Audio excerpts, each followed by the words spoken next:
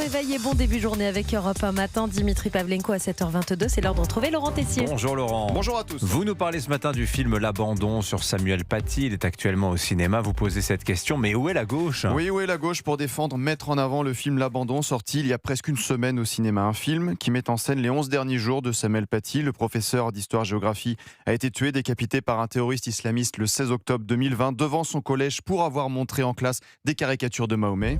J'ai jamais rêvé d'être un héros. Mais que mes cours réveillent une vocation, ça oui, j'avoue que j'en ai rêvé.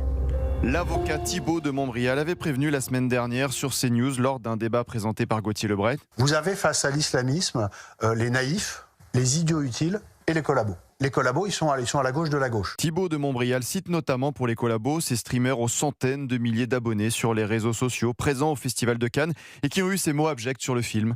C'est un film de merde. C'est un film dangereux. Ok les gars, faisons un film pour l'extrême droite, pour le RN. Pourquoi tu votes en 2027 ? La réponse est déjà donnée. Votez Mélenchon en 2027. Sans oublier les articles à charge du HuffPost, Libération, l'Humanité. Il y a ceux qui se taisent, se font discrets. Où est la gauche qui s'est donné des leçons en tout genre ? Où est la gauche pour défendre ce film sur un enseignant tué par la barbarie islamiste ? J'ai regardé les publications sur les réseaux sociaux depuis une semaine. Aucun message d'Olivier Faure, le patron du Parti Socialiste sur X. Par contre, ça y va sur le RN, le concours de l'Eurovision, le groupe Canal. Rien sur le compte du Parti Socialiste. Je rappelle les propos de Thibault de Montbrial. Vous avez face à l'islamisme les naïfs, les idiots utiles et les collabos. Et puis les lâches, c'est ceux qui voient le problème et qui refusent de s'y attaquer. Aucun message depuis une semaine de la secrétaire nationale des écologistes Marine Tondelier pour le film L'Abandon sur Samuel Paty, comme Jean-Luc Mélenchon, les députés LFI Manuel Bompard, Mathilde Panot, la députée européenne Rima Hassan, comme le communiste Fabien Roussel.